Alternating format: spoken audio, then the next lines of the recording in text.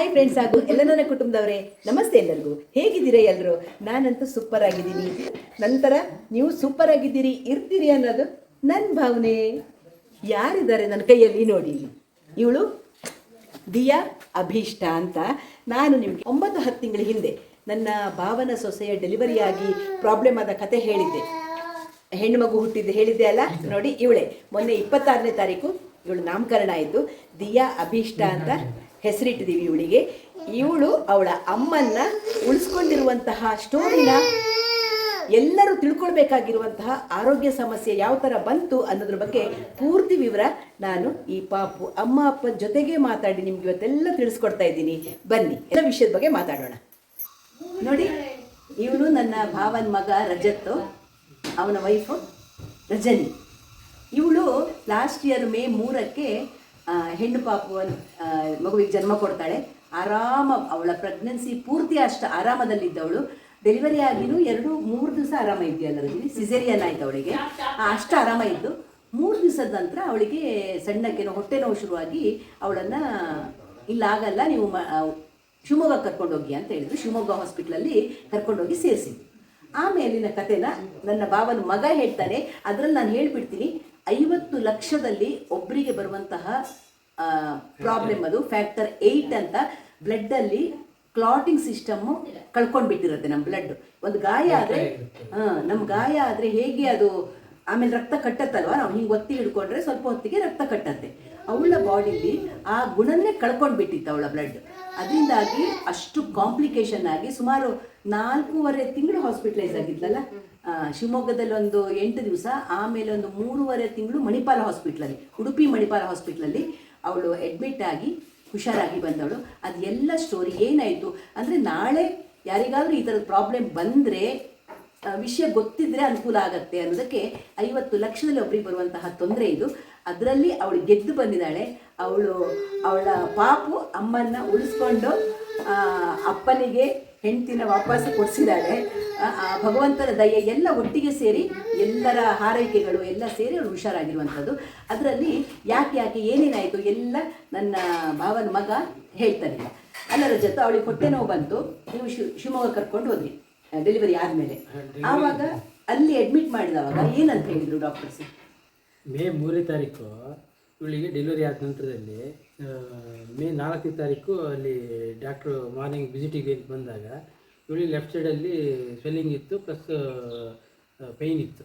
ಅದನ್ನ ನೋಡಿ ಏನು ಮಾಡಿದರು, ಅವರು ಸ್ಕ್ಯಾನಿಂಗಿಗೆ ಏನು ಕರ್ಕೊಂಡು ಹೋದರು. ಆವಾಗ ಅಲ್ಲಿ ಒಳಗಿಂದನೇ ಬ್ಲೀಡಿಂಗ್ ಆಗಿ ಕ್ಲಾಟಿಂಗ್ ಆಗಿದೆ ಅಂತ ಸ್ಕ್ಯಾನಿಂಗಲ್ಲಿ ಗೊತ್ತಾಯಿತು. ಅವರು ಆಪ್ರೇಷನ್ ಥಿಯೇಟ್ರಿಗೆ ಹೋಗಿ ಸಿರಿಂಗಲ್ಲಿ ಟೆಸ್ಟ್ ಮಾಡಿ ಸ್ವಲ್ಪ ತೆಗೆದಿದ್ದಾರೆ. ಬರೀ ಲಿಕ್ವಿಡ್ ಇದ್ದಿದ್ದು ಹೊರಗೆ ಬಂದಿದೆ. ಬಟ್ ಕ್ಲಾಟ್ಸ್ ಎಲ್ಲ ಆಗಿರೋದಿಲ್ಲ, ಅದ್ರಲ್ಲಿ ಬರಲ್ಲ, ಅಥವಾ ಅದರಲ್ಲಿ ಒಳಗೆ ಎಷ್ಟು ಪ್ರಮಾಣದಲ್ಲಿ ಆಗಿದೆ ಅನ್ನೋದು ಗೊತ್ತಿಲ್ಲ. ಬಟ್ ಅವ್ರಿಗೆ ಏನಂದ್ರೆ, ಅವ್ರಿಗೆ ಏನೋ ಇದು ಕಾಂಪ್ಲಿಕೇಶನ್ ಆಗಿದೆ, ಇಲ್ಲ ಆಗಲ್ಲ, ನೀವು ಬೇರೆ ದೊಡ್ಡ ಸಿಟಿಗೆ ಹೋಗ್ಬೇಕು ಅಂತ. ಬಟ್ ಅವತ್ತು ಹೇಳಿಲ್ಲ ಅವರು, ಅವತ್ತು ಹೇಳಿಲ್ಲ. ಅದ್ರ ಮಾರನೇ ದಿವಸನೂ ಇವಳಿಗೆ ಯಾವಾಗ ಸ್ವೆಲ್ಲಿಂಗ್ ಇನ್ನೂ ಜಾಸ್ತಿ ಆಯಿತು, ಅದು ಬರೀ ಬ್ಲೀಡಿಂಗ್ ಆಗಿ ಸ್ಟಾಪ್ ಆಗಿ ಸ್ಟಾರ್ಟ್ ಆಗಿರೋದಲ್ಲ, ಬ್ಲೀಡಿಂಗ್ ಆಗ್ತಾನೆ ಇತ್ತು, ಕ್ಲಾಟ್ ಆಗ್ತಾನೆ ಇತ್ತು. ಆ ಥರ ಸಿಚುವೇಶನ್ ಡಾಕ್ಟ್ರು ಅವ್ರ ಚೇಂಬರಿಗೆ ಕರೆದು, ನಿಮಗೆ ಇಲ್ಲಿ ಫೆಸಿಲಿಟಿ ಇಲ್ಲ, ಹೈಯರ್ ಟ್ರೀಟ್ಮೆಂಟ್ ಬೇಕಾಗುತ್ತೆ, ನೀವು ಇಮಿಡಿಯೇಟ್ ಶಿವಮೊಗ್ಗಕ್ಕೆ NH ಅಲ್ಲಿ ಶಿವಮೊಗ್ಗಕ್ಕೆ ಅಲ್ಲಿ ರಾಘವೇಂದ್ರ ಸರ್ ಅಂತೇಳಿ ಅವ್ರಿಗೆ ರೆಫರ್ ಮಾಡಿದರು. ಇಮಿಡಿಯೇಟ್ ಅಲ್ಲಿಗೆ ಹೋದ್ವಿ. ಅಲ್ಲಿ ಅವ್ರ ಡಾಕ್ಟ್ರು ಎಲ್ಲ ಇವಳಿಗೆಲ್ಲ ಸ್ವಲ್ಪ ಧೈರ್ಯ ಹೇಳಿದರು. ಇಮಿಡಿಯೇಟಾಗಿ ಅವರು CT ಸ್ಕ್ಯಾನ್, ಅವ್ರು ಫರ್ದರ್ ಟ್ರೀಟ್ಮೆಂಟ್ ಏನು ಬೇಕೋ ಅದೆಲ್ಲ ಸ್ಟಾರ್ಟ್ ಮಾಡಿದರು. ಇಮಿಡಿಯೇಟ್ ಅವತ್ತೇ ಒಂದು ಆಪ್ರೇಷನ್ ಮಾಡಿದರು. ಅಂದರೆ ಈ ಹೊಟ್ಟೆಯೊಳಗೆ ಕ್ಲಾಟ್ ಏನಿತ್ತು ಅದೆಲ್ಲ ರಿಮೂವ್ ಮಾಡಲಿಕ್ಕೆ. ಆ ರಿಮೂವ್ ಮಾಡಿ ನಂತರದಲ್ಲಿ ಆದ್ರೂ ಫುಲ್ಲು ಒಂದ್ಸತಿ ತೆಗೆದ್ರು ಮತ್ತು ಇಂಟರ್ನಲ್ಲಿ ಮತ್ತೆ ಆಗ್ತಾನೆ ಇತ್ತು. ರೈಸ್ ಆಗ್ತಿರ್ಲಿಲ್ಲ. ಆಮೇಲೆ ಮತ್ತೆ ಅವತ್ತು ಕ್ಲಾಟಿಂಗ್ ಎಲ್ಲ ತೆಗೆದ್ರು. ಮತ್ತು ಮಾರನೇ ದಿವಸ ಮತ್ತು CT ಸ್ಕ್ಯಾನ್ ಮಾಡಿದರು. ಮತ್ತು ಬ್ಲೀಡಿಂಗ್ ಆಗ್ತಾನೆ ಇದೆ ಅಂಥೇಳಿ ಅದರಲ್ಲಿ ಇದಾಯಿತು. ಮತ್ತು ಇವರಿಗೆ ಸೆಕೆಂಡ್ ಡೇ ಇವ್ರಿಗೆ ಗೊತ್ತಾಯ್ತು, ಅಲ್ಲ ಥರ್ಡ್ ಡೇನೇನ, ಇದು ಬೆಂಗಳೂರು NHಗೆ ಫೋನ್ ಮಾಡಿದಾಗ ಅಲ್ಲಿ ಹಿಮೋಟಾಲಜಿ ಡಾಕ್ಟ್ರ್ ಇದ್ದವರು ಇವರಿಗೆ ಹಿಮೋಫಿಲಿಯಾ ಅಟ್ಯಾಕ್ ಆಗಿರ್ಬೋದು, ಫ್ಯಾಕ್ಟರ್ 7 ಕೊಟ್ಟು ನೋಡಿ ಅಂತ ಹೇಳಿದರು. ಅವು ಫ್ಯಾಕ್ಟರ್ 7 ನಮ್ಮ ಬೆಂಗಳೂರಿಂದ ಮಾಡಿ ನಮ್ಮ ಚಿಕ್ಕಪ್ಪಂದೆಲ್ಲ ಒಂದು 2-4 ಇಂಜೆಕ್ಷನ್ ಅಲ್ಲಿ ಕೊಡಿಸಿದ್ವಿ. ಬಟ್ ಅದೇನಷ್ಟು ಇದಾಗಿಲ್ಲ, ಸಕ್ಸಸ್ ಆಗಿಲ್ಲ ಅದು. ಮತ್ತು ತಿರ್ಗಿ ಅದು ಬ್ಲೀಡಿಂಗ್ ಆಗ್ತಾನೆ ಇತ್ತು. ಮತ್ತು ಒಟ್ಟು 6 ಡೇಸ್ ಅಲ್ಲಿ ಇದ್ವಿ NHಲ್ಲಿ. 6 ಡೇಸ್ ಒಳಗೇನೆ ಮತ್ತೊಂದು ಆಪ್ರೇಷನ್ ಆಗಿ ಯೂರೋ ಬ್ಯಾಗ್ ಅಂತ ಹೇಳಿಟ್ಟು, ಅಂದರೆ ಬ್ಲೀಡಿಂಗ್ ಆಗದೆ ಇರೋ ಹಾಗೆ ಒತ್ತಿ ಕುತ್ಕೊಂಡಿರ್ತಂತೆ. ಎಲ್ಲಿ ಬ್ಲೀಡ್ ಆಗ್ತಿರುತ್ತೆ ಅಲ್ಲಿ ಸ್ಟಾಪ್ ಬಟ್ ಅದು ಏನು ಬೆನಿಫಿಟ್ ಆದಂಗಿಲ್ಲ, ಅದನ್ನು ಸಕ್ಸಸ್ ಆಗಿಲ್ಲ. ಅಂದ್ರೆ ಡಾಕ್ಟರ್ಸ್ ಎಲ್ಲರೂ ಏನಂದ್ರೆ ಇದು ತುಂಬಾ ರೇರ್ ಕೇಸ್ ಅಂತ, ಅವರಿಗೂ ಏನ್ ಟ್ರೀಟ್ಮೆಂಟ್ ಕೊಡ್ಬೇಕಂತ ಕರೆಕ್ಟ್ ಆದ ನಾಲೆಜ್ ಏನು ಇರಲ್ಲ, ಅವರು ಎಕ್ಸ್ಪೆರಿಮೆಂಟೇ ಮಾಡಿರೋದು ಅವರು. ಮತ್ತೆ ಅದರಲ್ಲಿ ಇನ್ನೊಂದು ಎಂಬುಲೈಸೇಷನ್ ಅಂತ ಹೇಳೋದು ಮಾಡಿದ್ರು, ಅಂದ್ರೆ ಯಾವ ಭಾಗಕ್ಕೆ ಬ್ಲೀಡಿಂಗ್ ಜಾಸ್ತಿ ಇದಾಗ್ತಿತ್ತೋ ಆ ಭಾಗಕ್ಕೆ ಬ್ಲೀಡಿಂಗ್ ಇದು ಬ್ಲಡ್ ಸರ್ಕ್ಯುಲೇಷನ್ ಸ್ಟಾಪ್ ಮಾಡಿದ್ರು. ಅದೊಂದು ಮಾಡಿದ್ದಾರೆ. ಈ ಲೆಫ್ಟ್ ಸೈಡ್ ಅಲ್ಲಿ ಬ್ಲೀಡಿಂಗ್ ಆಗ್ತಿತ್ತಲ್ಲ, ಈ ಸೇಮ್ ಆಂಜಿಯೋಗ್ರಾಮ್ ಮಾಡಿ ಎಲ್ಲಿ ಬ್ಲಾಕ್ ಇದೆ ಅಂತ ಚೆಕ್ ಮಾಡ್ತಾರೋ ಇದು ಅದೇ ಥರನೇ ಎಂಬುಲೈಸೇಷನ್ ಬ್ಲಾಕ್ ಮಾಡ್ತಾರೆ ಆ ಕಡೆ ಬ್ಲಡ್ ಸರ್ಕ್ಯುಲೇಷನ್. ಅಂದರೆ ದೊಡ್ಡ ನಾಳದಲ್ಲಿ ಏನು ಬ್ಲಡ್ ಸರ್ಕ್ಯುಲೇಷನ್ ಆಗ್ತಿರುತ್ತೆ ಅದು ಸ್ಟಾಪ್ ಮಾಡಿದ್ರೆ ಇದಾಗಲ್ಲ, ಸ್ಟಾಪ್ ಆಗುತ್ತೆ ಅಂತೇಳಿ ಮಾಡಿದ್ರು. ಬಟ್ ಅದನ್ನು ಹೇಳಷ್ಟು ಮಟ್ಟದಲ್ಲಿ ಎಫೆಕ್ಟ್ ಆಗಿಲ್ಲ ಇಲ್ಲಿ. ಅದು ನೋಡಿ 6ನೇ ದಿವಸ ಆಯಿತು, 7 ಡೇಗೆ ನಿಮಗೆ ಇಲ್ಲಿ ಆಗಲ್ಲ, ನಮ್ಮ ಹತ್ರ ಆಗಲ್ಲ ಅಂತೇಳಿ ಕೈ ಚೆಲ್ತಾ ಇಲ್ಲ ನಾನು. ಬಟ್ ಇಲ್ಲಿ ಅದಕ್ಕೆ ಬೇಕಾದಂಥ ಫೆಸಿಲಿಟೀಸ್ ಇಲ್ಲ ಇಲ್ಲಿ. ಅಂದರೆ ಅವಳಿಗೆ ಫ್ಯಾಕ್ಟರ್ದು ಇನ್ನು ಫರ್ದರ್ ಬೇರೆ ಯಾವ್ದಾದ್ರು ಪ್ರಾಬ್ಲಮ್ ಇದೆ ಅಂತ ಆದರೆ ನಮಗೆ ಅದೆಲ್ಲ ಟೆಸ್ಟ್ಗಳು ಜಾಸ್ತಿ, ಬ್ಲಡ್ ಟೆಸ್ಟ್ಗಳು ಸುಮಾರು ಬೇಕು. ಅದು ಎಲ್ಲ ಕಡೆ ಇಲ್ಲ, ಎಲ್ಲ ಸಿಟಿಗಳಲ್ಲಿ ಇಲ್ಲ. ಅದು ಉಡುಪಿ ಮಣಿಪಾಲದಲ್ಲಿ ಚೆನ್ನಾಗಿದೆ, ನಮಗೆ ಶಿವಮೊಗ್ಗದಿಂದ ನಿಯರೆಸ್ಟು ಅದೇ, ಅದಕ್ಕೆ ಮಣಿಪಾಲಿಗೆ ಹೋಗಿ ಅಂದರು. ಮತ್ತು ಇಲ್ಲಿಂದನೇ ಅವರು ICU ಆಂಬ್ಯುಲೆನ್ಸ್ ಅಲ್ಲಿವರೆಗೂ ICU ಅಲ್ಲೇ ಇದ್ದು, ಎಷ್ಟೋ ಸುಮಾರು 2-3 ಎಷ್ಟೋ ಆಪರೇಷನ್ ಇಲ್ಲೇ ಆಗಿತ್ತಲ್ಲ, 3 ಮೇಲೆ ಆಗಿತ್ತು, 4 ಶಿವಮೊಗ್ಗದಲ್ಲೇ ಆಗಿತ್ತು ಆಪರೇಷನ್, ಅದೇ 1 ವಾರದಲ್ಲಿ. ಆಮೇಲೆ ಅವಳನ್ನ ICU ಆಂಬ್ಯುಲೆನ್ಸ್ ಅಲ್ಲೇ ಅವಳನ್ನ ಮಣಿಪಾಲಕ್ಕೆ ಕರ್ಕೊಂಡು ಹೋಗಿ ಅಡ್ಮಿಟ್ ಮಾಡಿದ್ದು. ಮಣಿಪಾಲದಲ್ಲಿ ಅವಳು ಹೆಚ್ಚು ದಿನ ಇರಲೇ ಇಲ್ಲ ಫ್ರೆಂಡ್ಸ್, ಬರೀ 3.5 ಇಂದ 4 ತಿಂಗಳು ಅಷ್ಟೇ. ಹಾಸ್ಪಿಟಲ್ ಒಂದು ಸೀಸನ್ ಅಲ್ಲೇ ಕಳೆದಿದ್ದೀವಿ ನಾವು. ಅಲ್ಲಿ ಅಡ್ಮಿಟ್ ಆಗ್ಬೇಕಾದ್ರೆ ಬೇಸಿಗೆ ಕಾಲ ಇತ್ತು, ಅಲ್ಲಿಂದ ಡಿಸ್ಚಾರ್ಜ್ ಆಗ್ಬೇಕಾದ್ರೆ ಮಳೆಗಾಲ ಸುಮಾರು ಮುಗಿತಾ ಬಂದಿತ್ತು. ಅಲ್ಲಿಗೆ ಹೋದ್ವಿ. ಅಲ್ಲಿ ಹೋಗ್ತಿದ್ದಂಗೆ ಅವರು ಎಮರ್ಜೆನ್ಸಿಗೆ ಹೋದ್ವಿ. ಎಮರ್ಜೆನ್ಸಿಲಿ ಪಾಪ ಅಲ್ಲಿ ಗೈನಕಾಲಜಿ ಡಾಕ್ಟರ್ಸ್ ಎಲ್ಲ ಬಂದರು. ಅವರು ಇಮಿಡಿಯೇಟ್ ICU ಶಿಫ್ಟ್ ಮಾಡೋಕ್ಕೆ ಹೇಳಿದರು. ಅಲ್ಲೂ ತುಂಬ ಬ್ಲಡ್ ಕೊಟ್ಟಿದ್ದಾರೆ. ಇವರು ಓವರಾಲ್ ಒಂದು 120 ಮೋರ್ ದೆನ್ 120 ಯೂನಿಟ್ ಕೊಟ್ಟಿದ್ದಾರೆ. ಬೆಳಗ್ಗೆ ಕೊಟ್ಟಿದ್ದಾರೆ, ಒಂದು 7-8 ಯೂನಿಟ್ ಕೊಟ್ಟಿದ್ದಾರೆ. ಅವಾಗ 8.5 ಏನೋ ಇದ್ದಿತ್ತು. ಇಮಿಡಿಯೇಟ್ ಅವತ್ತೇ ನೈಟು 4.2 ಏನೋ ಬಂದಿತ್ತು. ಆ ಸಿಚುವೇಶನಲ್ಲಿ ಎಂಥವ್ರಾದ್ರೂ ಕೋಮಕ್ಕೆ ಹೋಗೋರಂತೆ. ಅಷ್ಟು ಶಾರ್ಟ್ ಟೈಮಲ್ಲಿ ಅಷ್ಟು ರಿಡ್ಯೂಸ್ ಆಗಬಾರ್ದಂತೆ. ಈಗ ಕ್ರಮೇಣ ಕಡಿಮೆ ಆಗ್ಬೋದು, ಬಟ್ ಇಮಿಡಿಯೇಟ್ ಆ ಥರ ಕಡಿಮೆ ಆದರೆ ಒಂದೇ ಹಾರ್ಟ್ ಅಟ್ಯಾಕ್ ಆಗ್ಬೋದು, ಇಲ್ಲ ಅಷ್ಟು ಇದು ಏನು ಕೋಮಕ್ಕೆ ಹೋಗ್ಬೋದು. ಇವೆರಡೂ ಹೇಳಿದೆ ಡಾಕ್ಟ್ರು. ಬಟ್ ಅದು ಯಾವುದು ಆಗದೆ ಇವತ್ತು ಇಲ್ಲಿ ರಿಕವರಿ ಆಗಿ ನಮ್ಮ ಮುಂದೆ ಕೂತಿದ್ದಾಳೆ. ಅವಳ ವಿಲ್ ಪವರು ಹಾಗೆ ಅವಳ ಮಗು, ಅಮ್ಮ ಬೇಕೇ ಬೇಕು, ಅಮ್ಮನ ಹೇಗಾದ್ರೂ ಉಳಿಸ್ಕೊಳ್ತೇನೆ ಅನ್ನೋ ಆ ಮಗುವಿದ ಒಂದು ಮನಸ್ಸೊಳಗಿತ್ತೇನೋ ಭಾವನೆ. ಮತ್ತು ಇವಳು ವಿಲ್ ಪವರು ಅಷ್ಟೇ ಚೆನ್ನಾಗಿತ್ತಪ್ಪ. ಅವಳಿಗೆ ಅಷ್ಟೆಲ್ಲ ಆದರೂ ನಾನು ಹುಷಾರಾಗಿ ಬರ್ತೇನೆ, ನನಗೇನಾಗಲಿಲ್ಲ ಅನ್ನೋಂಗಿತ್ತಂತೆ. ಅವಳಿಗೆ ಏನಾಗಿದೆ ಅಂತ ಅವಳಿಗೆ ಗೊತ್ತಿರಲಿಲ್ಲ ಅವಾಗ, ಅಲ್ವಾ ರಜನಿ? ನಿಂಗೆ ಇಷ್ಟೆಲ್ಲ ಆಪರೇಷನ್ಸ್ ಆಗ್ತಾ ಇದೆ, ನಿಂಗೆ ಗೊತ್ತಿತ್ತ ಇಲ್ಲ ಅಲ್ವಾ? ನನಗೆ ವೆಂಟಿಲೇಟ್ರು ಅದೆಲ್ಲ ಹಾಕಿದ್ರಲ್ಲ, ಅದು ಹಿಂಸೆ ಆಗ್ತಿತ್ತು. ಈ ಡಾಕ್ಟರ್ಸ್ ಯಾಕೆ ನನಗೆ ಇಷ್ಟು ಹಿಂಸೆ ಕೊಡ್ತಿದ್ದನಲ್ಲ, ಅವ್ರು ಡಾಕ್ಟರ್ಸ್ ಬಂದಾಗೆಲ್ಲ ಇದನ್ನು ರಿಮೂವ್ ಮಾಡಿ ಅಂತಾನೆ ಹೇಳ್ತಾ ಇದ್ದೆ. ಆಮೇಲೆ ಪಾಪು ಬಗ್ಗೆ ಟೆನ್ಷನ್, ಅಯ್ಯೋ ಪಾಪು ಏನು ಮಾಡ್ತಿದ್ದಾಳೆ, ಅವಳ ಜೊತೆ ಬೇಗ ಹೋಗ್ಬೇಕು. ಪಾಪ 2-3 ದಿನ ಹುಟ್ಟಿ ಅವಳೊಟ್ಟಿಗಿತ್ತು ಮಗು. ಆಮೇಲೆ ಮಗು ಒಂದು ಕಡೆ, ಇವಳೊಂದು ಕಡೆ. ಹಾಗಾಗಿ ಅದು ಅವಳಿಗೆ ಮನಸ್ಸೊಳಗಿರತ್ತಲ್ಲ. ಡಾಕ್ಟರ್ಸ್ ಹೇಳ್ತಾ ಇದ್ಲಂತೆ, ತೆಗೀರಿ ಇದೆಲ್ಲ, ಯಾಕೆ ನನಗೆ ಇಟ್ಟಿದ್ದೀರಿ ತೆಗೀರಿ ಅಂತ. ಬಟ್ ಅವಳಿಗೆ ಅದೆಲ್ಲ ನನಗೇನು ಇಷ್ಟೆಲ್ಲ ಸೀರಿಯಸ್ ಆಗಿದೆ ಅನ್ನೋದು ಅವಳಿಗೆ ಗೊತ್ತಿರಲಿಲ್ವಲ್ಲ. ಹಂಗೆ ಆಮೇಲೆ ಎಷ್ಟೋ ನೈಟ್ ಬ್ಲೀಡಿಂಗ್ ಸ್ಟಾರ್ಟ್ ಆಗ್ಬಿಡೋದು. ಅವಾಗೆಲ್ಲ ಡಾಕ್ಟರ್ಸ್ ಬಂದು 1 ಗಂಟೆ ಆಮೇಲೆ 12 ಗಂಟೆಗೆಲ್ಲ ಬ್ಲೀಡಿಂಗ್ ಆಗ್ಬಿಡೋದು ಎಲ್ಲ. ನೈಟ್ ಅದಕ್ಕೆ ಕಾಟನ್ ಇಡ್ತಿದ್ರು, ಎಂತ ಮಾಡಿದ್ರು ಬ್ಲೀಡಿಂಗ್ ಸ್ಟಾಪ್ ಆಗ್ತಿರ್ಲಿಲ್ಲ. ಆಮೇಲೆ ಯಾರು ಫುಲ್ ಸ್ಪ್ರೆಡ್ ಆಗಿ ಫುಲ್ ಈ ನೀರಲ್ಲಿ ನೆನ್ಸಿಟ್ಟ ಇದು ತರ ಆಗಿರ್ತಿತ್ತು, ಹಿಂಗೆ ಹಿಂಡಿದ್ರೆ ಹಿಂಗೆ ಇದಾಗ್ತಿತ್ತು, ಅಷ್ಟು ಆ ಥರ ಬ್ಲೀಡಿಂಗ್ ಆಗೋದು. ಅವಾಗೆಲ್ಲ ಡಾಕ್ಟರ್ಸ್ ಬಂದು ಮೆಡಿಸಿನ್ ಹಾಕ್ತಾಯಿದ್ರು, ಆಮೇಲೆ ಸ್ವಲ್ಪ ಹೊತ್ತಿಗೆ ಸ್ಟಾಪ್ ಆಗೋದು. ಆ್ಯಂಡ್ 4 ಮಂತ್ ನಾನು ICU ನಲ್ಲಿ ಮಲಗಿ ಇರೋದ್ರಿಂದ ಕಾಲು ಬಲ ಕಳ್ಕೊಂಡ್ಬಿಟ್ಟಿತ್ತು, ನಡಿತೀನಿ ಅನ್ನೋ ಹೋಪೆ ಹೋಗ್ಬಿಟ್ಟಿತ್ತು. ಆಮೇಲೆ ಫಿಸಿಯೋಥೆರಪಿಸ್ಟ್ ಬಂದು ಒಂದಷ್ಟು ಎಕ್ಸಸೈಸ್ ಎಲ್ಲ ಮಾಡಿಸಿ, ಈ ಸಣ್ಣ ಮಕ್ಕಳು ಅಂಬೆಗಾಲಿ ಇಡ್ತಾರಲ್ಲ ಆ ಥರ ನಿಧಾನಕ್ಕೆ ಒಂದೊಂದೇ ಹೆಜ್ಜೆ ಇಡ್ತಾ ವಾಕರ್ ಹಿಡ್ಕೊಂಡು ನಡೆಯೋಕ್ಕೆ ಸ್ಟಾರ್ಟ್ ಮಾಡಿದೆ. ಆಮೇಲೆ ನಿಧಾನಕ್ಕೆ ಕೈ ಹಿಡ್ಕೊಂಡ್ರು. ಹಾಗೆ ಆಗಿ ಈಗ ಆರಾಮಾಗಿ ಓಡಾಡ್ಕೊಂಡಿದ್ದೀನಿ. ಅದೇ ಅಂತೂ ಅಲ್ಲಿ ಮಣಿಪಾಲಕ್ಕೆ ಹೋಗಿ ಅಲ್ಲಿ ಬ್ಲಡ್ ಟೆಸ್ಟ್ ಅಲ್ಲಿ ಆಮೇಲೆ ಗೊತ್ತಾಯ್ತು ಅವಳಿಗೆ. ಅದೇ ಅದು ಬೇರೆ ಕಡೆಗೆ ಎಲ್ಲಿಗೋ ಮುಂಬೈಗೆ ಎಲ್ಲೋ ಕಳಿಸಿ ರಿಪೋರ್ಟ್ ಬಂತು 8 ದಿವಸದ ಮೇಲೆ, ಫ್ಯಾಕ್ಟರ್ 8 ಅಂತ ಅದು ಬ್ಲಡ್ ಅಲ್ಲಿ ಉತ್ಪತ್ತಿ ಆಗೋದು ಕಡಿಮೆ ಅದು ಏನು ರೈಸ್ ಮಾಡುತ್ತೆ ಆ ಇಂಜೆಕ್ಷನ್ ಕೊಡೋದ್ರಿಂದ ಫ್ಯಾಕ್ಟರ್ 8. ಅದಂದ್ರೆ ಫಸ್ಟು ಐಸಿನಲ್ಲಿ ಒಂದು ವೀಕ್ ಇದ್ದು, ಹೋದ ನೆಕ್ಸ್ಟ್ ಡೇನೇ ಅವರು ಬ್ಲಡ್ ಚೆಕಪ್ಪಿಗೆ ಕಳಿಸಿದ್ದಾರೆ. ಅದು ಬಂದಿದ್ದು 1 ವೀಕ್ ಬಿಟ್ಟು. ಅದನ್ನು ನೋಡಿದಾಗ ಫ್ಯಾಕ್ಟರ್ 8 ಪ್ರಾಬ್ಲಮ್ ಆಗಿದೆ ಇವಳಿಗೆ. ಅಂದರೆ ಏನಾದ್ರು ಗಾಯ ಏನಾದ್ರು ಆದರೆ ಅದು ನಾರ್ಮಲಿ ಎಲ್ಲರಿಗೂ ಒಂದು ಅದೆಷ್ಟೋ ಸೆಕೆಂಡಿಗೆ ಸ್ಟಾಪ್ ಆಗಬೇಕು. ಬಟ್ ಇವಳಿಗೆ ಮೋರ್ ದೆನ್ 5 ಮಿನಿಟ್ 6 ಮಿನಿಟ್ ಏನೋ ಇತ್ತು ಅವಳಿಗೆ, ಮಿನಿಟ್ ಲೆಕ್ಕದಲ್ಲಿ ಇತ್ತು ಅವಳಿಗೆ ಅವಳಿಗೆ. ಅದು ಸ್ಟಾಪ್ ಆಗ್ತಿರ್ಲಿಲ್ಲ. ಅದು ಫೈಂಡ್ ಔಟ್ ಆಯಿತು. ಡಾಕ್ಟ್ರ್ ರೌಂಡ್ಸಿಗೆ ಬಂದಾಗ ಹೇಳಿದರು ಇದು ಕ್ಯೂರಬಲ್ ಡಿಸೀಸು, ಬಟ್ ಎಕ್ಸ್ಪೆನ್ಸಿವ್ ಅಂತ ಹೇಳಿದರು. ಅಂದರೆ ಒಂದು ಇಂಜೆಕ್ಷನಿಗೆ ಫೀಬಾ ಅಂತೇಳಿ ಅದಕ್ಕೆ 4 ಲಕ್ಷ ಏನೋ ಆಗುತ್ತೆ ಅಂತ ಹೇಳಿದರು. ಆಯಿತು, ಅರೇಂಜ್ಮೆಂಟ್ ಮಾಡೋಣ, ಟ್ರೀಟ್ಮೆಂಟ್ ಇದು ಮಾಡಿ ಅಂತ. ಬಟ್ ನಾವು ಹೇಳಿದ ಮೇಲೆ ಅವರು 1 ವೀಕ್ ಸರ್ಚ್ ಮಾಡಿದ್ದಾರೆ. ಆ ಮೆಡಿಸಿನ್ ಎಲ್ಲೂ ಇಡೀ ಇಂಡಿಯಾದಲ್ಲೇ ಎಲ್ಲೂ ಸಿಕ್ಕಿಲ್ಲ. ಅದು ನೋಡಿ ಅದು ನೆಕ್ಸ್ಟ್ ಡೇ ಬಂದು, ಅಂದರೆ ಇವಳಿಗೆ ಜಾಸ್ತಿ ದಿವಸ ಎಳೆಂಗೂ ಇರಲಿಲ್ಲ. ಇದನ್ನ ಇಮಿಡಿಯೇಟಾಗಿ ಟ್ರೀಟ್ಮೆಂಟ್ ಸ್ಟಾರ್ಟ್ ಮಾಡಬೇಕಿತ್ತಲ್ಲ. ಮತ್ತು ಅಷ್ಟೊತ್ತಿಗೆ ಹೆಮಟಾಲಜಿ ಡಾಕ್ಟ್ರ್ ಪರಿಚಯ ಆಯಿತು. ಅಂದರೆ ಅವರು ರೌಂಡ್ಸಿಗೆ ಬರ್ತಿದ್ರು, ಬಟ್ ಅವರು ಇವ್ರು ನೋಡ್ತಿದ್ದಾರೆ ಅನ್ನೋದು ಗೊತ್ತಿಲ್ಲ. ತುಂಬ ಯಂಗ್ ಮೇಡಮ್, ಡಾಕ್ಟರ್ ಪವಿತ್ರ ಮೇಡಮ್ ಅಂತೇಳಿ ಅವ್ರು ಬಂದವರು ಹೇಳಿದರು, ಇಲ್ಲ ಇದು ಫೀಬಾ ಅನ್ನೋದು ಸಿಗ್ತಾ ಇಲ್ಲ ನಿಮಗೆ, PCC ಅಂಥೇಳಿ ಅದು ಇಂಜೆಕ್ಷನ್ ಕೊಡಬೇಕಾಗತ್ತೆ, ಅದು ಇದಕ್ಕಿಂತಲೂ ಎಕ್ಸ್ಪೆನ್ಸಿವ್ ಅಂತ ಹೇಳಿದರು. ಎಷ್ಟು ಅಂತ ಹೇಳಿದಾಗ ಅದು ಅರೌಂಡ್ ಒಂದು 9 ರಿಂದ 11 ಲಕ್ಷ ಆಗುತ್ತೆ ಅಂತೇಳಿ ಹೇಳಿದರು. ಸರಿ ಆಯಿತು, ಅದಕ್ಕೂ ಇದು ಮಾಡಿದ್ವಿ. ಮತ್ತು ಅದಾಗಿ ಒಂದು 2-3 ಡೇಸ್ಗೆ ಏನೋ ಇಂಜೆಕ್ಷನ್ ತರಿಸಿದ್ರು. ಅವತ್ತಿಂದನೂ ಆ ಟ್ರೀಟ್ಮೆಂಟ್ ಕೊಡೋಕ್ಕೆ ಮಾಡಿದರು. ಬಟ್ ಅದಕ್ಕೂ ಮುಂಚೆ ಅಷ್ಟೊತ್ತಿಗಾಗಲೇ ನಮ್ದು ಈಗ already 2 weeks more than 2 weeks ಆಗಿ ಹೋಗಿತ್ತು ಅಷ್ಟೊತ್ತಿಗೆ. ಅದ್ರ ಮಧ್ಯದಲ್ಲಿ ಇವಳಿಗೆ ಮಧ್ಯದಲ್ಲಿ ಎಷ್ಟೊತ್ತಿಗೆ ಆಯಿತು ಅಷ್ಟೊತ್ತಿಗೆ ಹೇಳಕ್ಕೆ ಬರ್ತಿರಲಿಲ್ಲ, ಬ್ಲೀಡಿಂಗ್ ಆಗ್ತಾ ಇರ್ತಿತ್ತು. ಅಲ್ಲಿ ಇನ್ನೊಬ್ಬರು ಹಿಮೋಫಿಲಿಯಾ ಸೊಸೈಟಿ ಇದೆ, ಅಲ್ಲಿ ಡಾಕ್ಟರ್ ಸುಲೋಚನಾ ಮೇಡಮ್ ಅಂತೇಳಿ ಅವರು ತುಂಬ ಹೆಲ್ಪ್ ಮಾಡಿದ್ದಾರೆ. ರಾತ್ರಿ ಎಷ್ಟೆಷ್ಟು ಹೊತ್ತು ನಮಗೆ ಗೊತ್ತಿರ್ತಿಲ್ಲ, ನಾವು ಹೊರಗಡೆ ಇರ್ತಿದ್ವಿ, ಎಷ್ಟೆಷ್ಟು ಹೊತ್ತಿಗೂ ಬರ್ತಿದ್ರು, ಏನು ಮಾಡ್ತಿದ್ರು ಎಂಥದ್ದಂತೂ ಗೊತ್ತಿರಲಿಲ್ಲ. ಈ ಫ್ಯಾಕ್ಟರ್ 7 ಇಂಜೆಕ್ಷನ್ನು ಅದು ಎಷ್ಟು ವೈಲ್ ಖರ್ಚು ಮಾಡಿದ್ದಾರೆ ಅಂತಲೇ ಗೊತ್ತಿಲ್ಲ ನನಗೆ. ಅದು ಎಲ್ಲ ಇವರಿಗೆ ನಾವು ಕಾಸ್ಟ್ ಕೊಟ್ಟು ಇದು ಮಾಡೋದಾಗಿದ್ರೆ ಅದು ಪರ್ ಒಂದು ಇಂಜೆಕ್ಷನಿಗೆ 50,000. ಅದು ನಾವು ಪ್ರೈವೇಟ್ ಆಗಿ ತರಿಸ್ಕೊಟ್ಟಿದ್ವಲ್ಲ ಅದು. ಬಟ್ ಇಲ್ಲಿ ಹಿಮೋಫಿಲಿಯಾ ಸೊಸೈಟಿ ಇದ್ದಿದ್ದರಿಂದ ಅದು ಫ್ರೀಯಾಗಿ ಅದೆಲ್ಲ ಫ್ರೀ ಆಗಿ ಆಗಿದೆ. ಹಿಮೋಫಿಲಿಯಾ ಪೇಷಂಟ್ ಭಾರಿ ರೇರ್ ಆಗಿದ್ದರಿಂದ ಅವರಿಗೆ ಎಲ್ಲೂ ಸಿಗದೆ ಇರೋ ಮೆಡಿಸಿನ್ ಇಮಿಡಿಯೇಟಾಗಿ ಸಿಗಬೇಕು ಅಲ್ಲಿ ಆ ಸೊಸೈಟಿಲಿ ಅಂತೇಳಿ ಅವರು ರೆಡಿ ಇಟ್ಕೊಂಡಿರ್ತಾರೆ. ಅವರಂತೂ ಅದೇ ನೈಟ್ ಇಲ್ಲ ಡೇ ಅಂತಿಲ್ಲ, ಎಷ್ಟೊತ್ತಿಗೂ ಬಂದು ಕೊಟ್ಟು ಹೋಗೋರು.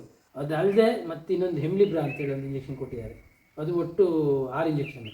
ಅದು 1 ml ಇದಕ್ಕೆ ಹೆಮ್ಲಿಬ್ರಾ ಅಂತೇಳಿ ಒಂದು ಇಂಜೆಕ್ಷನ್ ಇದಕ್ಕೆ 2.5 ಲಕ್ಷ ರೂಪಾಯಿ 1 ml. ಆ ಥರದ್ದು 2ಕ್ಕೆ ದುಡ್ಡು ಕೊಟ್ಟು ತಂದಿದೆ. 2ಕ್ಕೆ ಒಂದೊಂದಕ್ಕೆ 2 ಫ್ರೀ. ಅಲ್ಲಿಗೆ 3 6 ಇಂಜೆಕ್ಷನ್ ಕೊಟ್ಟಿದೆ. 2ರದ್ದು ಪೇಮೆಂಟ್ ಮಾಡಿದ್ವಿ, ಒಂದು 5 ಲಕ್ಷ ಪೇಮೆಂಟ್ ಮಾಡಿದ್ದೀವಿ. ಅದಲ್ಲದೆ ನಾವು ಇದ್ರ ರಿಲೇಟೆಡ್ ಇಂಜೆಕ್ಷನ್ಸ್ ಎಲ್ಲ ಕೊಟ್ಟಿದ್ದಾರೆ. ಅದೇನೇನೋ ಈ ಫ್ಯಾಕ್ಟರಿ ಒಟ್ಟು ಅವಳ ಆರೋಗ್ಯನ ಹೆಂಗಾದ್ರೂ ಕಾಪಾಡಬೇಕಂತ, ಅದು ಎಷ್ಟು ಅವಳ ದೇಹದೊಳಗೆ ಅದು ಎಷ್ಟು ಇಂಜೆಕ್ಷನ್ಸು ಎಷ್ಟು ಮೆಡಿಸಿನ್ ಉಂಟು ಅದು ಹೇಳಕ್ಕಂತೂ ಸಾಧ್ಯನೇ ಇಲ್ಲ.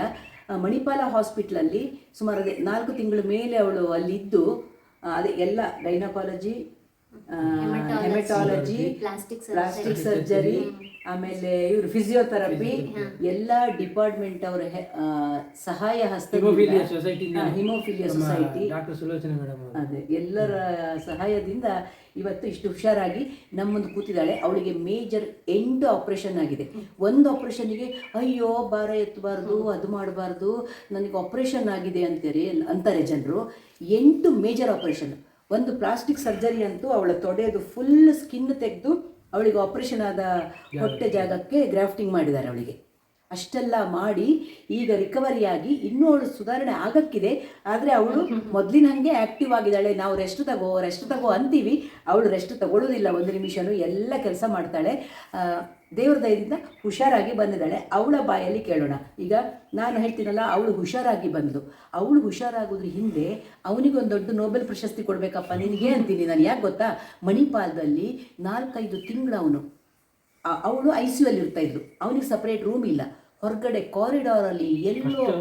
ಫಸ್ಟ್ ಮಣಿಪಾಲಿಗೆ ಅಡ್ಮಿಟ್ ಮಾಡಿದಾಗಲೂ ಅಷ್ಟೇ, ನಮ್ಮ NHಗೆ ಅಡ್ಮಿಟ್ ಮಾಡಿದಾಗಲೂ ಅಷ್ಟೇ, ಇವಳು ಅಣ್ಣ ನಮ್ಮ ತುಂಬ ಹೌದೌದು ರಜನಿ ಅಣ್ಣ ಅವರು ಅಷ್ಟೇ ತುಂಬ ಇವನೊಟ್ಟಿಗಿದ್ದು ಅವನು ರಜೆ ಹಾಕ್ಕೊಂಡು ಅಲ್ಲೇ ಜೊತೆಗೆ ಇದ್ವಿ. ಹೌದೌದು, ಅವ್ರ ಜೊತೆಗೆ ತುಂಬ ಸಪೋರ್ಟಿವ್ ಆಗಿದ್ದರು. ಇವಳ ಅಣ್ಣ ಅತ್ತಿಗೆ ಎಲ್ಲ ರಜತ್ ಜೊತೆಗೆ ಫುಲ್ ಸಪೋರ್ಟಿವ್ ಆಗಿದ್ರು. ಇವಳಿಗೆ ಯಾವುದು ಗೊತ್ತಾಗಲ್ಲ, ಇವಳ ಆಪ್ರೇಷನ್ ಥಿಯೇಟ್ರು ICU ಇದ್ರೊಳಗೆ ಇದ್ಲಲ್ವ ಪಾಪ, ಉಳಿದವರೆಲ್ಲ ಹೋಗೋದು ಅವಳನ್ನು ಮಾತಾಡ್ಸ್ಕೊಂಡು ಬರೋದು ಇಷ್ಟೇ. ಇವನಿಗೆ ಯಾರಾದರೂ ಬೇಕಲ್ಲ ಸಪೋರ್ಟ್ ಆಗಿ ಇರೋಕ್ಕೆ, ಅವರೆಲ್ಲರೂ ಸಪೋರ್ಟ್ ಆಗಿದ್ದರು. ನಾವೆಲ್ಲ ಚಿಕ್ಕಪ್ಪಂದಿರು ಎಲ್ಲರೂ ಅವನಿಗೆ ಎಷ್ಟೇ ಖರ್ಚಾಗಲಿ ನೀನು ಮುಂದೆ ಹೋಗು, ಯಾವುದಾದ್ರೂ ಸಹಾಯ ಬೇಕಾದರೂ ನಾವೆಲ್ಲ ಇದ್ದೀವಿ ಅಂತ ಮನೆಯವರ ಇಡೀ ಕುಟುಂಬದ ಸಪೋರ್ಟ್ ಇತ್ತಪ್ಪ. ಬರೀ ಅವರು ಇವರು ಹೇಳೋಕ್ಕಾಗೋದೇ ಇಲ್ಲ, ಬರೀ ಮನೆಯವರಂತೂ ಹೇಳುವಂಗಿಲ್ಲ ಅಲ್ವ ರಜತ್ತು. ಆಮೇಲೆ ನಾವು ಮಿಲ್ಯಾಪ್ ಆ್ಯಪಲ್ಲಿ ಸಹಾಯ ಹಸ್ತ ಕೇಳಿದ್ವಿ, ಯಾಕಂದರೆ ಇದು ಸಾಮಾನ್ಯದವರ ಕೈಗೆ ಹೀಗೆ ಟಚ್ ಆಗುವಂತಹ ರೇಂಜಲ್ಲಿ ಇರಲಿಲ್ಲ ಇವಳ ಆರೋಗ್ಯಕ್ಕೆ ಸುಧಾರಿಸ್ಕೊಳ್ಳೋಕ್ಕೆ. ಹಾಗಾಗಿ ನಾವು ಅಷ್ಟು ದುಬಾರಿಯಾದಂತಹ ಚಿಕಿತ್ಸೆ ಅದು. ಸುಮಾರು ನಾವು ಅದನ್ನು ಹೇಳ್ತೀವಿ ನಿಮಗೆ, ಅವಳ ಚಿಕಿತ್ಸೆ ಪೂರ್ತಿ ಎಷ್ಟಾಯ್ತು ಅನ್ನೋದು ಹೇಳ್ತೀವಿ. ಆದರೆ ಎಲ್ಲರ ಸಪೋರ್ಟು ಇತ್ತು, ಆ ಭಗವಂತನ ಕೃಪೆನೂ ಇತ್ತು. ಅದರಿಂದ ಹುಷಾರಾಗಿ ಬಂದಿದ್ದಾಳೆ. ಆಯ್ತು, ಅವನಷ್ಟು ಹೋರಾಡಿದಾನಲ್ಲ, ಅವಳು ಅದೇ ರಾತ್ರಿ ಹಗಲು ಅವನು ಹೊರಗಡೆ ಕಾರಿಡಾರಲ್ಲಿ ಮಲಗಿ ಆಸ್ಪತ್ರೆಯಲ್ಲಿ ಅವನ ಊಟ ನೆಟ್ಟಿಗಿಲ್ದೆ ಅವಳಿಗೆ ಏನು ಸಹಾಯ ಬೇಕೋ ಎಲ್ಲ ಮಾಡಿಕೊಂಡು ಅವನು ನೋಡ್ಕೊಳಕ್ಕೆ ನಾನು ಅವನಿಗೆ ತಮಾಷೆ ಮಾಡೋದು ಯಾವಾಗಲೂ ಮುಂಚಿಂದನು, ಕೊಟ್ಟರೆ ನಿನಗೆ ನೊಬೆಲ್ ಪ್ರಶಸ್ತಿ ಕೊಡಬೇಕು, ಬೇರೆ ಯಾವುದೂ ನಿನಗೆ ಉಪಯೋಗನೇ ಇಲ್ಲ.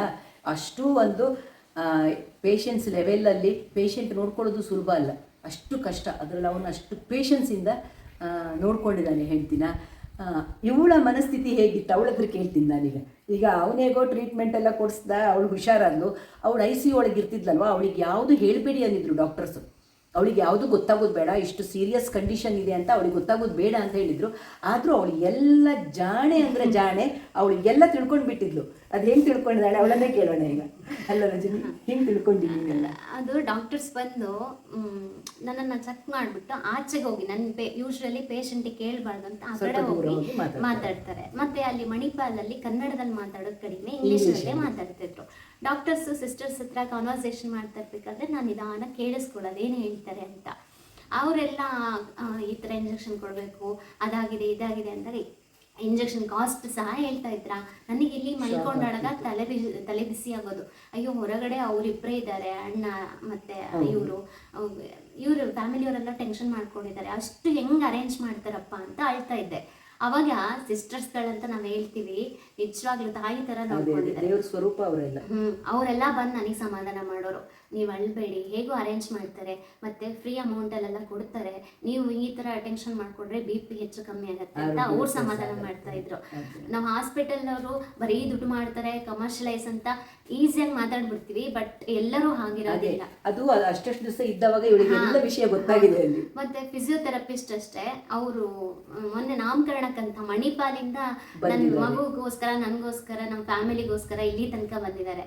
ಆಮೇಲೆ ಡಾಕ್ಟರ್ಸು ಅಷ್ಟೇ, ಎಲ್ಲರೂ ಒಂಥರ ಫ್ಯಾಮಿಲಿ ಥರ ಆಗ್ಬಿಟ್ಟಿದ್ರು. ಒಂದು ಸಣ್ಣದಿದಾದ್ರೂ ಎಷ್ಟೋ ಗಂಟೆ ಯಾವ ಡಾಕ್ಟರ್ಸು ಅಷ್ಟೆಲ್ಲ ಮಾಡಲ್ಲ, ಆ ಸರ್ವಿಸ್ ಅಂತ ಹೇಳಿ ಬರ್ತಾ ಇದ್ರು. ಹಾಗಾಗಿ ಫಸ್ಟ್ ಆಫ್ ಆಲ್ ಡಾಕ್ಟರ್ಸ್ಗೆ, ನನ್ನ ಗಂಡನಿಗೆ, ನನ್ನ ಇಡೀ ಫ್ಯಾಮಿಲಿ, ಇವರೆಲ್ಲ ನನ್ನ ಅತ್ತೆ ಮಾವಂದ್ರಲ್ಲ, ನನ್ನ ಅಪ್ಪ ಅಮ್ಮ ಅಂತಂತೀನಿ. ಇಂಥ ಒಂದು ಫ್ಯಾಮಿಲಿ ಸಿಗೋಕ್ಕೆ ಎಷ್ಟು ಜನ್ಮದ ಪುಣ್ಯ ಮಾಡಿದ್ನೋ ಏನೋ. ಮತ್ತು ನಮ್ಮ ಅಣ್ಣ ಅತ್ತಿಗೆನೂ ಅಷ್ಟೇ, ನನಗೆ ಎರಡನೇ ಅಪ್ಪ ಅಮ್ಮ ಅಂತರ ನನ್ನ ಜೊತೆಗಿದ್ರು. ಮಗುಗೆ ಎರಡನೇ ತಾಯಿ ತಂದೆ ಆಗಿ ನೋಡ್ಕೊಂಡಿದ್ದಾರೆ. ಸೊ ಹಾಗೆ ನಿಮ್ಗಳ ಆಶೀರ್ವಾದ, ನಿಮ್ಗಳ ಹೆಲ್ಪು, ನೀವು ಭಗವಂತನಿಗೆ ಪ್ರಾರ್ಥನೆ ಮಾಡಿದ್ರಲ್ಲ, ಆ ಪ್ರಾರ್ಥನೆ ಫಲ ಇವತ್ತು ನಾನು ತಾಯಿ ಮಗು ಜೊತೆ ಸೇರೋ ಹಾಗಾಗಿದೆ. ಎಲ್ಲರಿಗೂ ಒಂದು ದೊಡ್ಡ ನಮಸ್ಕಾರ ಹೇಳಕ್ಕೆ. ಅದನ್ನು ನಾನು ಈಗ ಹೇಳುವಳಿದ್ದೆ, ಯಾಕಂದರೆ ನಾನು ಸುಮ್ಮನೆ ನನ್ನ ಚಾನಲಲ್ಲಿ ಒಂದು ವಿಡಿಯೋ ಮಾಡಿದೆ ನಾನು. ಅವಳ ಆರೋಗ್ಯ ಹಿಂಗಾಗಿದೆ, ಮಿಲ್ಯಾಪ್ ಲಿಂಕ್ ಕೊಟ್ಟು ಮಾಡಿದೆ.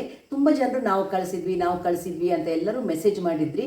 ಎಲ್ಲರ ಸಪೋರ್ಟಿಂದನೇ ಅವಳು ನಾವು ಆಸ್ಪತ್ರೆ ಅಷ್ಟಷ್ಟು ಖರ್ಚುಗಳನ್ನು ಬೇರ್ ಮಾಡಿ ಅವಳು ಹುಷಾರಾಗಿ ಬರೋಕ್ಕೂ ಆಯಿತು. ಆಮೇಲೆ ಇನ್ನೊಂದು ನಾನು ವಿಷಯ ಹೇಳ್ತೀನಿ, ಅದೇ ಡಾಕ್ಟರ್ಸ್ ಅವಳಿಗೆ ಯಾವುದು ಹೇಳಬಾರ್ದು ಹೇಳಿದ್ದಾರೆ ಅಂತ ಹೇಳಿದ್ನಲ್ಲ, ಇವಳು ಇಂಗ್ಲೀಷ್ ಟೀಚರ್ ಆಗಿ ಕೆಲಸ ಮಾಡ್ತಾ ಇದ್ಲ ಆಯ್ತಾ. ಅಲ್ಲಿ ಇಂಗ್ಲೀಷಲ್ಲಿ ಮಾತಾಡ್ಕೊಳ್ತಿದ್ರು, ಯಾರು ಪೇಷಂಟಿಗೆ ಕೇಳಲ್ಲ ಅಂತ ಡಾಕ್ಟರ್ಸ್ ತಿಳ್ಕೊಂಡಿರ್ತಾರೆ, ಯಾರು ಗಮನ ಕೊಡ್ತಾರೆ ಅಂತ. ಅರ್ಥ ಆಗ್ಬೇಕಲ್ಲ, ಅರ್ಥನೂ ಆಗಲ್ಲ, ಮತ್ತು ಯಾರು ಪೇಷಂಟು ಅದೇ ಇದರೊಳಗೆ ಇರ್ತಾರೆ, ಅದನ್ನು ಕೇಳಿಸ್ಕೊಳ್ಳೋದಿಲ್ಲ ಅನ್ನೋ ಹಾಗೆ ಯೋಚನೆ ಮಾಡಿರ್ತಾರೆ. ಬಟ್ ಇವಳು ಅವ್ರು ಹೇಳಿದ್ದೆಲ್ಲ ಕೇಳಿಸ್ಕೊಳ್ತಿದ್ಲ ಆಯ್ತಾ. ಇಂಗ್ಲೀಷ್ ಬೇರೆ ಟೀಚರೇ ಅಲ್ವಾ, ಎಲ್ಲ ಕೇಳಿಸ್ಕೊಂಡಿದ್ದಾಳೆ. ಆಮೇಲೆ ಗಂಡನ ಹತ್ರ ಅಷ್ಟೇ ಅಂತೆ, ಬಂದವಾಗೆಲ್ಲ ಅವನು ಹೇಳಲ್ಲ ಅಂತ ಸುಮ್ಮನೆ ಇದ್ದ.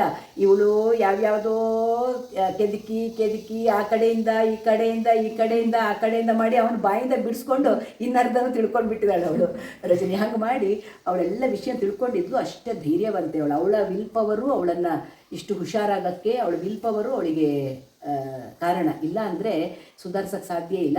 ಇದು ಹಿಸ್ಟ್ರಿಲೇ ರಿಕವರಿ ಆಗಿರೋ ಚಾನ್ಸಸ್ ಇವತ್ತವರೆಗೆ ಇಲ್ಲ ಅಂದೆ. ಆ ಥರ 50 ಲಕ್ಷದಲ್ಲಿ ಒಬ್ರಿಗೆ ಬರುವಂತಹ ತೊಂದರೆ ಹಾಸ್ಪಿಟಲಲ್ಲೇ ರಿಕವರಿ ಆಗಿ ಹೋದವರು ಇಲ್ಲ. ಇದುವರೆಗೂ ಆ ಥರದ ಕೇಸಸ್ ಅಲ್ಲಿ ಅಂದ್ರೆ ಈ ತರ ಇಂಜುರಿ ಆಗಿ ಬಂದು ಟ್ರೀಟ್ಮೆಂಟ್ ತಗೊಂಡು ಉಳಿದವರು ಇಲ್ಲ ಇಲ್ಲ ಇಲ್ಲ. ಪ್ರಿಕಾಷನರಿ ಮೆಷರ್ ಮೊದಲೇ ನನಗೆ ಹಿಮೋಫಿಲಿಯಾ ಇದೆ ಅಂತ ಗೊತ್ತಾಗಿ ಟ್ರೀಟ್ಮೆಂಟ್ ತಗೊಂಡು ಮಾಡ್ತಾ ಇದ್ದವರಿಗೆ ತೊಂದರೆ ಇಲ್ಲ. ಸಡನ್ ಹೀಗಾದವಾಗ ಯಾರಿಗೇನು ಗೊತ್ತಿರುತ್ತೆ, ಇವೆಲ್ಲ ಗೊತ್ತೇ ಇರೋದಿಲ್ಲ. ಆರೋಗ್ಯವಂತಳಾಗಿ ಇದ್ದವಳು ಅವಳು, ಅಲ್ಲಿವರೆಗೂ ಯಾವುದೂ ಪ್ರಾಬ್ಲಮ್ ಇರಲಿಲ್ಲ. ಹಾಗಾಗಿ ಅಂತೂ ಅಷ್ಟು ಹುಷಾರಾಗಿ ಬಂದಿದ್ದಾಳೆ, ಆರೋಗ್ಯವಂತಳಾಗಿ ಇದ್ದಾಳೆ. ಈಗ ಎಲ್ಲ ಮನೆ ಕೆಲಸ ಮಾಡ್ಕೊಳ್ತಾಳೆ ಪಾಪು ಜೊತೆಗೆ ಫುಲ್ ಡೇ. ಈಗಂತೂ ಪಾಪು 11 ತಿಂಗಳ ಓಡಾಡ್ತಾ ಕುಣಿತಾ ಇರ್ತಾಳ, ಅವಳು ಹಿಂದೆ ಓಡ್ತಿರ್ಬೇಕು ಅವಳಿಗೆ ಕೆಲಸ. ಅದನ್ನು ಮಾಡಿಕೊಂಡು ಅತ್ತೆ ಮಾಮನ್ನು ನಿಭಾಯಿಸ್ಕೊಂಡು ಗಂಡನ್ನು ನಿಭಾಯಿಸ್ಕೊಂಡು ನಾವು ಬಂದವರನ್ನು ಎಲ್ಲ ಅಷ್ಟು ಆಸೆ ಮಾಡಿಕೊಂಡು ತುಂಬ ಚಂದದಲ್ಲಿ ಇರ್ತಾಳೆ. ಹೀಗೆ ಅವಳಿಗೆ ಭಗವಂತ ಒಳ್ಳೆ ಆರೋಗ್ಯ ಕೊಡಲಿ. ಹಾಗೆ ನಮಗೆ ಅವಳ ಕಷ್ಟ ಕಾಲದಲ್ಲಿ ಸಹಾಯ ಮಾಡಿದ ಎಲ್ಲ ಡಾಕ್ಟರ್ಸು, ಎಲ್ಲ Manipal doctors, Shivamogga hospital doctors, ಕೊಪ್ಪದ ಡಾಕ್ಟರ್ಸು, ಹಾಗೆ ನಮಗೆ ಫೈನಾನ್ಷಿಯಲಿ ಮಿಲ್ಯಾಪಲ್ಲಿ ನಮಗೆ 10 ರೂಪಾಯಿಂದ ಹಿಡಿದು ದುಡ್ಡು ಹಾಕಿದವರು ಇದ್ದಾರೆ. ಪ್ರತಿ ಒಬ್ಬರ ಸಹಾಯಕ್ಕೂ ನಾವೆಲ್ಲರೂ ಮಿಲ್ಯಾಪ್ ಆಗ್ಬೋದು ಅಥವಾ ಬೇರೆ ನಮ್ಮ ಮತ್ತೆ ಪರಿಚಯ ಇರುವವರು, ನಮ್ಮ ಕುಟುಂಬದವರು, ದೂರದ ನೆಂಟರು, ಊರವರು, ಸಣ್ಣ ಹಳ್ಳಿಯ ಸಣ್ಣ ಸಣ್ಣ ಕೆಲಸಗಾರರು ಪ್ರತಿ ಒಬ್ಬರು ಸಹಾಯ ಮಾಡಿದರೆ ಎಲ್ಲರಿಗೂ ನಮ್ಮ ಕಡೆಯಿಂದ ಒಂದು ದೊಡ್ಡ ಧನ್ಯವಾದಗಳು. ನಿಮ್ಮ ಆಶೀರ್ವಾದ ಇವಳ ಮೇಲೆ ಸದಾ, ಇವಳ ಕುಟುಂಬದ ಮೇಲೆ ಸದಾ ಇರಲಿ. ಆ ಪಾಪುವಿನ ಈಗ ಒಂದು 15 ದಿವಸದ ಹಿಂದೆ ಪಾಪು ನಾಮಕರಣನೂ ಆಯಿತು. ಒಂದು ಸಣ್ಣ ಕ್ಲಿಪ್ಪಿಂಗ್ ನಾನು ನಿಮ್ಗೆ ಇದರಲ್ಲಿ ಹಾಕ್ತೀನಿ ನೋಡಿ. ಮಾರ್ಚ್ 26ರಂದು ಪಾಪು ನಾಮಕರಣ ಆಗಿದ್ದು, ಅವತ್ತು ಅವಳ ಹೆಸರನ್ನು ರಿವೀಲ್ ಮಾಡಿದ ಸಮಯ ಇದು. ದಿಯಾ ಅಭೀಷ್ಟ ಅವಳ ಹೆಸರು. ಅವರು ಕೂಡ ಇಬ್ಬರು ಕೂಡ ನಮ್ಮ ಜೀವನದ ಪಿಲ್ಲರ್ಸ್ಗಳು. ಹಾಗಾಗಿ ಅವರ 2 ಸ್ಟಾರ್ಟಿಂಗ್ ಲೆಟರ್ಸ್ ಅನ್ನ ತೆಗೆದು ದಿಯಾ ಅಂತ ಇಟ್ಟಿದ್ದೀವಿ. ಅಭಿಷ್ಟ ಅಂದ್ರೆ ಇಷ್ಟಾರ್ಥ, ನಮ್ಮೆಲ್ಲ ಇಷ್ಟಾರ್ಥಗಳು ಅವಳೆ, ಹಾಗಾಗಿ ಅಭಿಷ್ಟ ಅಂತ ಇಟ್ಟಿದ್ದೀವಿ. ಪಾಪು ದಿಯಾ ಅಭೀಷ್ಟ ಅಂತ ಹೆಸರಿಟ್ಟಿದ್ದೀವಿ. ಮುದ್ದಾದ ಮಗು, ಅವಳ ಜೀವನನೂ ತುಂಬ ಚೆನ್ನಾಗಿರಲಿ ಅಂತ ನೀವೆಲ್ಲರೂ ಒಂದು ಆಶೀರ್ವಾದ ಮಾಡಿಬಿಡಿ, ಅಷ್ಟು ಸಾಕು. ನಾನು ಯಾಕೆ ಈ ವಿಡಿಯೋ ಮಾಡಿದ್ದಂದರೆ, ಈ ಥರ ಆರೋಗ್ಯವಂತರಾಗಿದ್ದವರಿಗೆ ಇವತ್ತಿನವರಿಗೆ ನಾಳೆ ಏನು ಬರುತ್ತೆ ಅನ್ನೋದು ಗೊತ್ತಿರೋದಿಲ್ಲ ಜೀವನದಲ್ಲಿ. ಹಾಗಾಗಿ ಯಾರು ಹೋಪ್ಸನ್ನು ಕಳ್ಕೊಳ್ಬಾರ್ದು. ಏನೇ ಬಂದರೂ ನಾನು ಎದುರಿಸ್ತೇನೆ ಅಲ್ವಾ ರಜನಿ, ಎದುರಿಸ್ತೇನೆ, ಗೆದ್ದು ಬರ್ತೇನೆ ಅಂತ ಧೈರ್ಯದಲ್ಲಿ ಹೋದರೆ ಈ ಥರ ಗೆದ್ದು ಬರೋಕ್ಕೆ ಸಾಧ್ಯ ಇದೆ. ನಾವು ಹೋಪ್ಸ್ ಕಳ್ಕೊಂಡ್ರೆ ಏನಾಗುತ್ತೆ, ನಮಗೆ ರಿಕವರಿ ಚಾನ್ಸಸ್ ತುಂಬ ಕಡಿಮೆ ಇರುತ್ತೆ. ಹಾಗಾಗಿ ನಾನು ಹೇಗಿದ್ದರೂ ರಿಕವರಿ ಆಗಿ ಬರ್ತೇನೆ ಅನ್ನೋ ಹೋಪ್ಸಲ್ಲಿದ್ದರೆ ಈ ಥರ ರಿಕವರಿ ಆಗಿ ಬರ್ಬೋದು ಅನ್ನೋದಕ್ಕೆ ನಾನು ನಿಮಗೆ ಅವಳದ್ದು ಫಸ್ಟ್ ವಿಡಿಯೋ 9-10 ತಿಂಗಳ ಹುಷಾರಿಲ್ಲದ ವಿಡಿಯೋ ಹಾಕಿದವಾಗ ನಾನು ಹೇಳಿದ್ದೆ, ಅವಳು ಹುಷಾರಾದ ಮೇಲೆ ಅವರಿಬ್ಬರನ್ನು ಕೂರಿಸ್ಕೊಂಡು ಅವ್ರ ಕೈಯಲ್ಲೇ ಆ ಕಥೆಯನ್ನು ನಾನು ನಿಮಗೆ ಕೇಳಿಸ್ತೀನಿ. ಯಾಕಂದರೆ ವಿಷಯಗಳು ಗೊತ್ತಿರಬೇಕು ಜನರಿಗೆ. ನಾಳೆ ಈ ಥರ ಸಿಚುವೇಶನ್ ಬಂದರೆ ಏನು ಮಾಡಬೇಕು, ಎಲ್ಲಿ ಒಳ್ಳೆ ಟ್ರೀಟ್ಮೆಂಟ್ ಸಿಗುತ್ತೆ, ಈ ಸ್ಟೋರಿ ನೋಡಿದರೆ ಗೊತ್ತಾಗುತ್ತೆ, ಎಲ್ಲಿ ಏನು ಟ್ರೀಟ್ಮೆಂಟ್ ಸಿಗುತ್ತೆ ಗೊತ್ತಾಗುತ್ತಲ್ವ. ಹಾಗಾಗಿ ನಾನು ಈ ವಿಡಿಯೋವನ್ನು ಮಾಡಿರುವಂಥದ್ದು. ನಿಮ್ಮ ಕೊನೆಯಲ್ಲಿ ಅದನ್ನು ಹೇಳ್ತೀವಿ ರಜತ್, ಅವಳ ಟ್ರೀಟ್ಮೆಂಟ್ಗೆ ಪೂರ್ತಿ ನಿಮಗೆ ಖರ್ಚು ಎಷ್ಟು ಬಂತು? ನಮಗೆ ಕರೆಕ್ಟಾಗಿ ನನಗೆ ಲೆಕ್ಕ ಸಿಕ್ಕಿರೋದು 46 ಲಕ್ಷ. ಅಂದರೆ 46 ಲಕ್ಷ ಅಲ್ಲದೆ ಬೇರೆ ಬೇರೆದು ಲೆಕ್ಕಕ್ಕೆ ಸಿಕ್ಕದೆ ಖರ್ಚಾಗಿರೋಂಥದ್ದು ಒಂದು 2-3 ಲಕ್ಷದ ಮೇಲೆ ಇರ್ಬೋದು. ಒಂದು 50 ಲಕ್ಷ ಅಂತೂ ಅರೌಂಡ್ 50 ಅವಳ ಟ್ರೀಟ್ಮೆಂಟಿಗೆ. ಆಮೇಲೆ ನೀನು ಒಬ್ಬನೇ ನಿಂದು ಹೋಟೆಲ್ ಊಟ ಓಡಾಟ ಎಲ್ಲ ಸೇರಿದ್ರೆ ಒಂದು 60 ಲಕ್ಷದ ಹತ್ತಿರ ಬಂದಿರ್ಬೋದು, ಎಲ್ಲ ಸೇರಿ ಆಗುವಾಗ. ಅಂತೂ ಅಷ್ಟು ಟ್ರೀಟ್ಮೆಂಟಿಗೆ ಖರ್ಚಾಯಿತು. ನಮಗೆ ಜನರ ಸಹಾಯನೂ ಅಷ್ಟೇ ಇತ್ತು. ಈಗ ನಿಮಗೆ ಪಾಪುನು ನಾವು ತಂದು ಕೊಡ್ತೀವಿ ಇಲ್ಲಿ. ಅವಳನ್ನು ಒಂದ್ಸಲ ಕೊನೆಯಲ್ಲಿ ನೋಡಿಬಿಡಿ ನೀವು. ಬಂದು ನೋಡಿ ಫ್ರೆಂಡ್ಸ್, ಬಂದು ಇವಳೆ ದಿಯಾ ಅಭೀಷ್ಟ, ಮುದ್ದು ಬಂಗಾರಿ, ರಜನಿ ರಜತ್ರ ಮುದ್ದಿನ ದಿಯಾ, ಅವಳು ಕಣ್ಮಣಿ, ಅವಳು ಅಲ್ಲ ಬಂಗಾರಿ.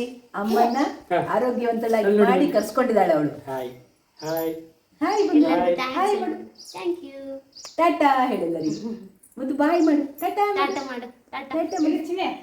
11ನೇ ತಿಂಗಳು ಪಾಪುಗೆ. ಯಾರು ಮಗದು? ಯಾರು ಯಾರು?